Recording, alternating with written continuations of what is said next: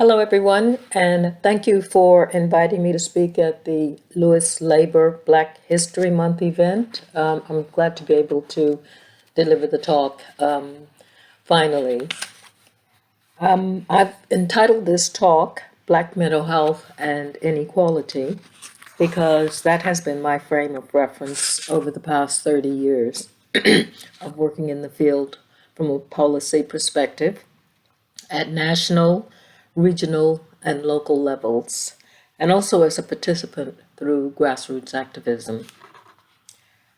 It was a journey which began for me when I was commissioned to write a pamphlet published in 1993, which seems a long time ago now.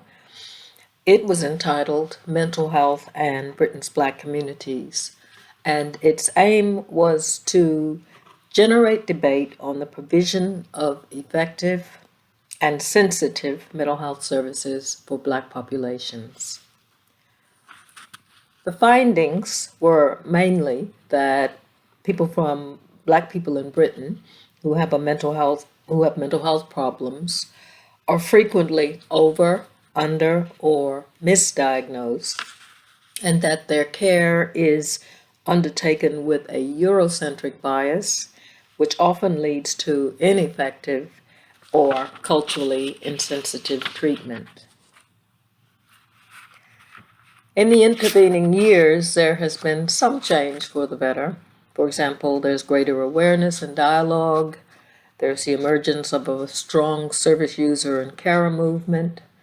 And there have been some improvements in data and information gathering.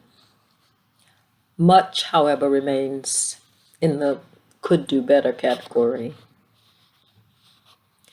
People from Black and minority ethnic communities have a long history of being poorly served by mental health services. This has included failures in understanding cultural aspects and presentations, for example, the role of families, taking on board the importance of people's lived experience in addressing care and treatment, and crucially, acknowledging the impact of racism. The result has been that historically, Black people have been subject to the more compulsory aspects of the Mental Health Act, including confinement in psychiatric institutions, having poor access to talking treatments, misinterpretation of cultural norms as aggressive and dangerous, use of control and restraint, and access to care, which can frequently come through the criminal justice system. So that's a historical perspective. Where are we currently? I'll just briefly share with you some of the current facts and figures. These were published by the government in June of this year, which is 2022. So in the year to March 2021, Black people were almost 5 times as likely as white people to be detained under the Mental Health Act. That's 344 detentions per 100,000 people, compared with 75 per 100,000 people. Black African people had the highest rate of detention of all ethnic groups, and the lowest detention rates were in the Chinese, white Irish, Indian, and white British ethnic groups. In terms of health inequalities more broadly, a report commissioned by the NHS Race and Health Observatory and published by the King's Fund in June 2021 found that, and I quote, people from Black and minority ethnic groups continue to experience inequalities in health outcomes, as well as inequalities in access to and experience of health services compared to white groups. The report also found that most Black and minority ethnic groups are disproportionately affected by socioeconomic deprivation, and that this is driven by a wider social context in which structural racism can reinforce inequalities amongst Black and minority ethnic groups. for example, in housing, employment, and the criminal justice system, and this in turn can have a negative impact on people's health. And in addition, the COVID-19 pandemic has taken a disproportionate toll on groups already facing the worst health outcomes, including some Black and minority ethnic groups. The King's Fund report also points out that although many of the causes of health inequalities are beyond its control, the NHS does have an important role to play in tackling them, including increased investment in community engagement work with Black and minority ethnic communities to deliver and develop culturally competent services in order to build sustained and trusting relationships between services and communities. Now, none of this is new, and over the years there have been numerous developments aimed at trying to bring about change, not least the past and continuing work of families and communities.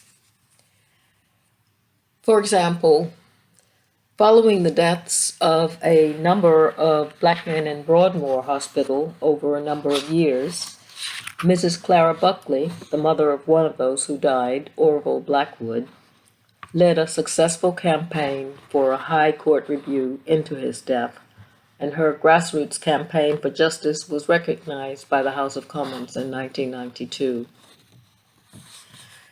In 1998, David Bennett died, aged 38, during a restraint procedure at a medium secure unit in Norwich. David Bennett's death was a catalyst for government action to improve mental health services, firstly through an inquiry into his death, and this subsequently led to the setting up of the Delivering Race Equality in Mental Health program. It was a 5-year national action plan for improvement, which operated between 2005 and 2010. And I had the privilege of leading that program for a number of years. The main aims of the DRE program were to improve the access, experiences, and outcomes of Black and minority ethnic communities and their families when they came in contact with mental health services. We did some good work, I think, in terms of enabling families and communities' voices to be taken into account in the planning and delivery of mental health services. However, the program needed more time to bring about more system improvement. And one of the key areas that we identified as a priority going forward was the need for a better and more data gathering. But neither the inquiry into David Bennett's death nor the DRE program would have been possible without the years of campaigning by Joanna Bennett, David's sister, who was a psychiatric nurse and former lecturer in mental health, as well as that of other campaigners, health professionals, and community groups and organizations, too numerous to mention, I'm afraid, in this talk. In 2008, another Black man, Sean Rigg, died of cardiac arrest, aged 40, after being restrained by police at Brixton Police Station. The campaigns and protests about his death led to numerous inquiries and reviews of police conduct relating to people from Black and minority ethnic communities with mental health problems. Marcia Rigg, Sean Rigg's sister, and her family continue to campaign for less use of force by police and greater protection in hospitals for Black people with mental health problems. In 2010, Olashani Lewis died, aged 23, after collapsing during controlled restraint by police at the Bethlem Royal Hospital in Beckenham. An inquest found that he had suffered disproportionate and unreasonable restraint involving 11 police officers. Through the Olasani Lewis campaign for justice and change, Aggie Lewis, his mother, and her family campaigned tirelessly to seek justice for Olasani Lewis. And in 2017, Cheney's Law was introduced in the House of Commons by the Labour MP for Croydon North, Steve Reed, to end the use of excessive force against mental health patients. It's called the Mental Health Use of Force Bill, and it became law in 2018, 8 years after Olasani Lewis's death. And Aggie is still campaigning for its effective implementation within the NHS, and I know that she very recently led a march to Downing Street to that effect a few weeks ago. Another aspect that we need to focus on is that currently the structures of health and social care, the health and social care landscape, are changing yet again. These include changes in primary care delivery and accountability to ensure greater adherence to local needs. They include reforms to public health, new lines of accountability in central government, and not least, Mental Health Act reform, which includes aims to address inequalities by mandating more choice and autonomy, less restriction, better therapeutic benefits, and more and better person-centered care. A key plank of the mental health reform is the setting up of a patient and carer race equality framework, PCREF. And its aim is to help drive systemic change and increase accountability for NHS trusts through having a focus on leadership in government, and that includes the need for greater transparency. Secondly, to have more and better organizational competencies, focusing on data and intelligence and co-production of services with people who use services and their families, and ensuring feedback from service users and carers to develop good clinical outcomes, including digital outcome measures. Other mental health reforms now on the table call for action to enable greater use of culturally appropriate advocacy, reducing police contact and use of police custody as a place of safety, and action to improve workforce diversity. So there is a lot to keep track of in terms of being aware of which aspects of the NHS and social care system are accountable for which aspects of reducing health and mental health inequalities, with the ultimate aim of improving mental well-being. But let's not forget the inescapable backdrop for all of the planning and reform have been the political realities, which have given us the doctrine of hostile environment. This has had the effect of turning public health and social care agencies into policing arms of the state in order to proactively deny services to many people who need them. And of course, racism, including institutional racism, remains endemic. You don't have to look too far or too hard these days to find some politicians deliberately stoking the flames through derisive and divisive race-infused use of terms such as woke, while at the same time lamenting and yet promoting their own form of culture wars. Recently, I came across a quote from the brilliant writer Toni Morrison, and this was made in 1975, and it was about the whole issue of racism. And Toni Morrison said, "The very serious function of racism is distraction. It keeps you from doing your work. It keeps you explaining over and over again your reason for being. Somebody says you have no language, and you spend 20 years proving that you do. Somebody says your head isn't shaped properly, so you have scientists working on the fact that it is. Somebody says you have no art, so you dredge that up. Somebody says you have no kingdoms, so you dredge that up. None of this is necessary. There will always be one more thing. And Toni Morrison is right. There will always be one more thing. And for mental health, that translates into a need to maintain vigilance, understanding, and action within an ever-shifting landscape. But the struggle is a long one, and no one I know is going home yet. In wider societal terms, the Black Lives Matter demonstrations and campaigning have galvanized a whole new generation of young people to fight racism and injustice.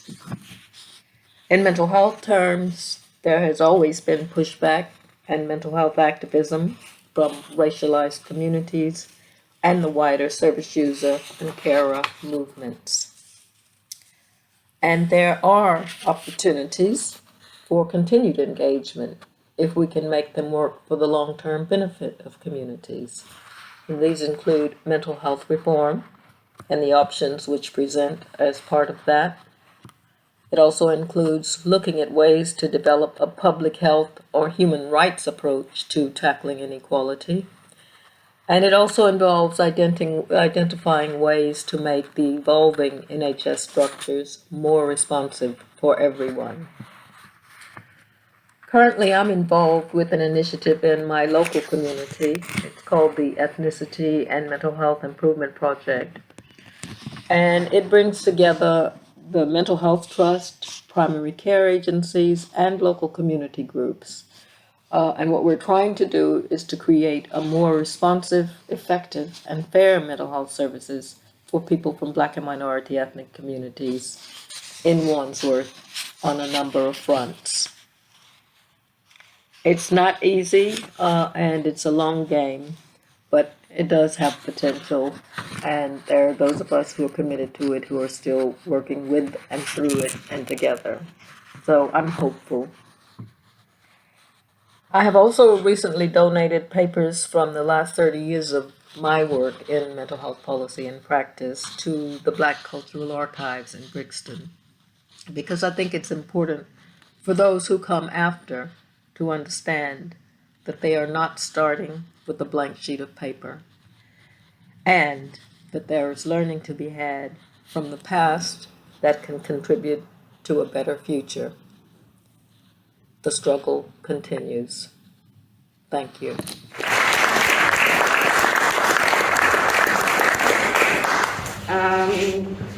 Cool. So this poem is about, how do I say this nicely?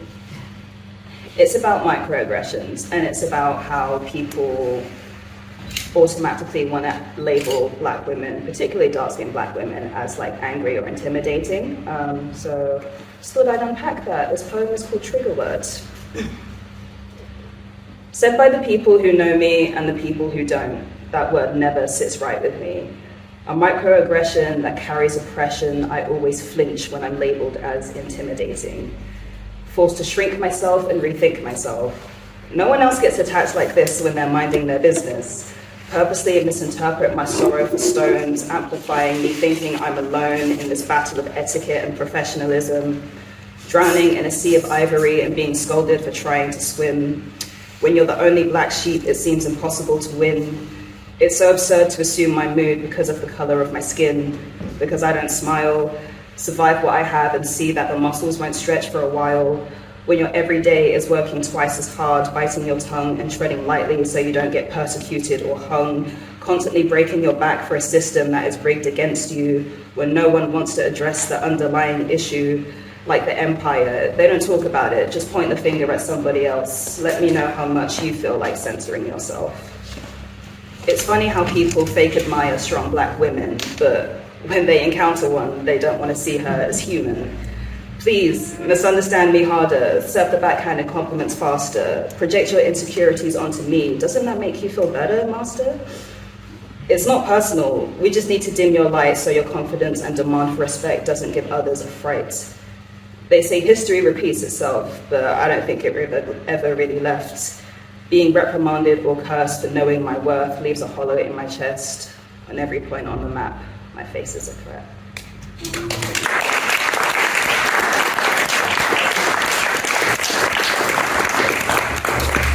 And then the second one I'll do now is called Becoming Overcoming. I wrote it 2.5 years ago. And yeah, it's just about like a self-assessment on like where you are in life and environments around you and stuff. I forget how I need to thank myself for carrying myself. This body that's kept me so safe, I owed an apology. I've learned that I need to love myself enough for 6 people. I'm stopped waiting for a seat at the table. Like forming defense in battle, I shielded myself from anyone who tried to get close. It wasn't till they withdrew I realized those strategies hurt me the most, antisocial and alone. How can I possibly expect to heal when I constantly self-sabotage? And I've forgotten the words, bear with me one moment. Haven't done this one in a while.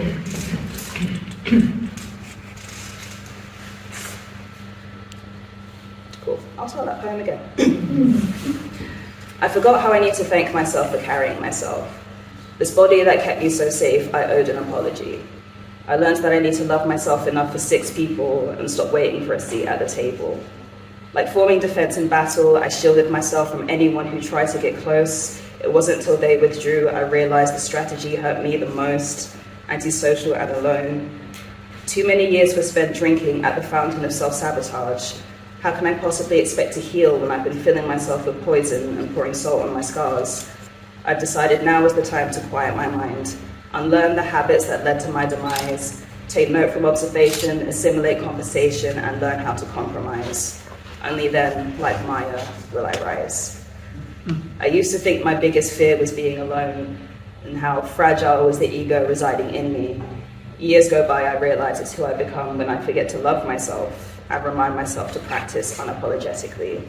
Give myself permission to embrace the waves of everything that washes over me, and everything I feel is valid. I am strong. I am seen. So, as Alex kindly said, I used to be a nurse. When I left school at 18, I went straight into nursing and then into midwifery and health visiting. And it was in health visiting, which in this country is a public health role. It's all about preventing ill health, it's about promoting health, it's about reducing sickness, it's about reducing the risk of early death. I mean, we all die, but it's the early death we try and prevent. And that's what really made me passionate about public health. As a midwife, I was very interested in postnatal depression. But midwives, other than asking a cursory question, how are you, didn't go further into exploring that. I had the opportunity as a health visitor to go and ask further questions about how are you, how's your mental health. And to my dismay, I discovered that a lot of health visitors asked Black and Asian minority ethnic people that question, but didn't know how to go beyond saying, well, how are you? And maybe just say yes. So in 2 previous professions, I've had this situation where health professionals, trained health professionals, academics, weren't asking the right questions, weren't pursuing a line of inquiry to really explore just how well the person actually was. And when I started to research this, I've been really fortunate in my life that I've had great opportunities to pursue things that I've wanted to pursue. And so when I went into academia, well, actually, even as a health visitor, I was doing research. And one of my research projects was to see if actually Black and Asian minority ethnic women were getting the same quality of service around postnatal depression screening services as their counterparts. And you've heard it already, and my research showed no, they weren't. Unfortunately, a lot of health visitors, and perhaps midwives too, believe that Black and Asian minority ethnic women wouldn't get postnatal depression because in some languages the word depression doesn't exist, so it therefore can't exist. Well, that's a load of nonsense, and biology tells us it's a load of nonsense. We're all, regardless of our race, regardless of our background, at equal chance of getting depression. So that was very many years ago I did that. I'm quite old. I might not look it. People tell me I don't look as old as I am, but that was many decades ago I did that work. And then I went into universities, and I was again fortunate enough to pursue the same line of inquiry. You know, why is it that some, because of people's ethnicity, we call it ethnicity rather than race. Academics are very fearful of using the word race, partly because it's a social construct, but partly because it's very politically emotive. So we tended to use the word ethnicity. And so a lot of my work, my teaching, my research, my publications are around health inequalities, and some of it is into Black and Asian minority ethnic people. My very last piece of research before I retired was looking at how technology can help suicide in adolescents, and it was a pan-European project that went across 7 different countries in Europe, and that was a very, very good project because we were able to show that with the right technology and the right support, we could actually reduce some suicide. So I then retired and came back to work once the pandemic hit. Being a public health specialist, I wanted to do my bit. Being a former nurse, I wanted to do my bit. But the register, the nursing register, was only open to people who'd retired 3 years or less. And I'd been retired 5 years at that point, and so they didn't want me. And so I became very frustrated. I approached health authorities to see if I could help them with their research, and got involved in some projects around, again, around Black and Asian minority ethnic inequalities. And one of the projects, you might remember one of the professors on the video said we need to have the right research methodologies to explore health inequalities in Black and Asian minority ethnic people. Well, we've always had them. We've always had those methodologies. It's just that they weren't used very often. And so we haven't got the right experts or the expertise in those methodologies. And one of the methodologies, a project that's just finished this year, was what we call a co-production qualitative approach. It's very complex and quite difficult to do, but it can be done. And the work that we did was we wanted to explore how Black and Asian minority ethnic people in Sussex accessed mental health services during the pandemic. What their experience of healthcare during the pandemic was. And it was just around mental health. It's quite important that you do things well, but do them small. And what they told us was that when people are mentally ill, they try and keep it a secret. They try and keep it a secret from their families. They're ashamed of it, they're fearful of it, they fear that they will get judged if people know that they're mentally ill. And so what the pandemic did was it exposed them, exposed their mental illness, and they didn't have the services available to them to manage their illness and conceal it. And so they became quite ill and the only people they could talk to and get help from were their family members who hadn't previously known. So these were the sad and in some ways tragic things that came to light as a result of the pandemic, when services shut down and people couldn't get the help that they needed. They also told us that when they did actually get healthcare, that the professionals didn't understand their culture. So that that lack of cultural knowledge was a barrier to them being able to be understood how they were experiencing their mental health problems. The staff, although we've been trying for a long time to provide training to healthcare staff so that they become culturally competent. Culturally competent, in a nutshell, really means that you don't have to know the ins and outs of African culture, Caribbean culture, Indian culture. I haven't got that extent of knowledge, and no one can. But what you do need, as a minimum, is to understand that the barriers that Black and Asian minority ethnic people experience on a daily basis, the racism that they experience regularly, the fears that Black and Asian minority ethnic people have about services, because they will get labelled. They'll get labelled, as that film showed, that they're incompetent. You know, health professionals and teachers and trained people are still deemed to be incompetent.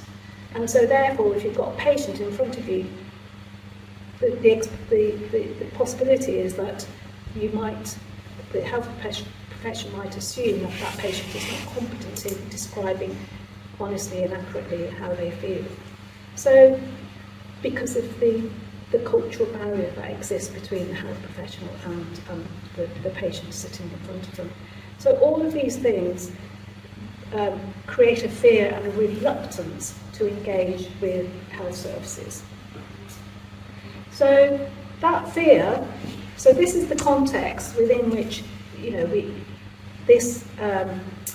the vaccination services that were set up to vaccinate the population against COVID.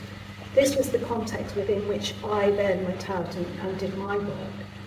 I was a vaccinator.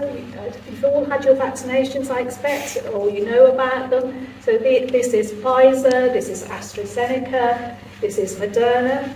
Vaccinations we were providing in big centres, these big mass vaccination centres, where at the peak we were doing 3,000 vaccinations a day.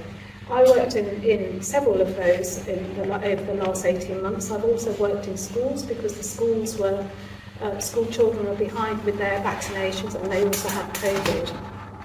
I went into that setting with all this background, as I've just described, and sadly, did I see a poster in another language? No. Did I see leaflets in other languages so people could read about how to prevent COVID, or how to give consent to their vaccinations, what they would experience after their vaccination, who to go for help? Were any of those leaflets available in other languages? No. They were available on the government website, they were there, but were they in the centres? No. I work in a surgery, are they available there? No. This is today, in the 21st century, and we've been talking about these things for decades, or certainly I have, and we still haven't adapted our services to be culturally sensitive to the population that they serve. I talked to another clinical lead. She did a great job, she and her team. Her name is Nikki Field, if you want to look her up. She's been on the television several times, and she was fortunate enough to be part of the roving team. This team went out of the centres and went to homes, residential homes for the elderly and the infirm. They went to learning disability what do you call them, sites where people were looked after, or residences. I asked her, did you go to the Romany sites, the gypsy sites, the traveller sites, the fixed sites, not the people that roam around in caravans, but the fixed sites? No, she didn't. Did they go to mosques, gurdwaras, synagogues? No. The service was, I'll be finishing soon, the health services are still set up in a way that you come to us and we will care for you. They're not set up for us to go out and help you. We're still not set up. The sort of common approach is that we provide this service, we've fulfilled our legal obligation, because there's 2 acts that make sure that we have to provide these services. But if you don't come to us, tough luck, you won't get it. So that has to change, and what Nikki Field and her team did was to try and take the service out into the homes, out into the streets. They did a lot of good work with the homeless. It was a vaccination and a pizza was on offer. They borrowed ambulances from St John's and from the Scouts, and went out to the homeless. So they did very, very well for the homeless. But, and yes, I accept that quite a lot of homeless are Black and Asian minority ethnic people, but the rest of the population weren't catered for. And she's been very honest with me. She tried very hard, but it fell on deaf ears. The efforts that she tried to make it more equitable. The thing is that we provide an equal service. The health service provides an equal health service. It's there for everybody to use, and it's free at the point of usage. But what we do not provide, and this is what my PhD was all about, is an equitable health service. And that's what Nikki Field and her team were trying to do, is to provide an equitable health service, which means they were going that extra mile, they were putting those extra resources to make it easier for people who are disadvantaged, like the homeless, to use this service. But what didn't happen was that the same effort, despite what you might have heard on the news and on the telly, the same effort was not provided for Black and Asian minority ethnic people. And that's one of the reasons why there was a poor uptake of the vaccine amongst those communities, and why there remains a hesitancy, because the services are just not there for them. So I'll just finish on this last note. So that's just the situation with the general public, the general population. But as you might have heard, that there, in this country, in the UK, 850 health professionals died as a result of the work that they did to look after people during COVID. 850. That's the latest count. There may be more. Over two-thirds, 72%, were Black and Asian minority healthcare professionals. And just like the film said, it doesn't matter if you're educated, it doesn't matter if you're middle class or upper class. If you're Black, you're still disadvantaged. It doesn't protect you. And Black and Asian minority ethnic people died in droves during the pandemic because they were the ones that went out and helped. The NHS, at least 40% is staffed by Black and Asian minority ethnic people. So, but even when you adjust for that, they were still dying disproportionately to their white counterparts. So I'll leave it there, and later on we might have some questions. You might have some questions, and I'll do my best to answer them. Thank you. Let's give it a round. There you go. So I have one poem that I'm going to do. It's a poem called Black Woman, and I wrote it 2 years ago.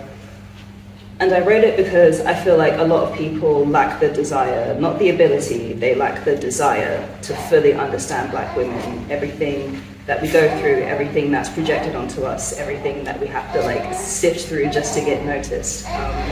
And yeah, I just really hope that Black women are understood a little bit better after this piece. Why do you think we're angry? Black women are hurting. Our problems, demands, and healthcare they're deserting. 5 times more likely to die when birthing. What took you so long to finally start unearthing? The pain of misogyny while we've been enduring, while we suffer and wait for you to start unlearning. The deep-seated patterns you've scattered the earth in, we're demanding respect and we're more than deserving.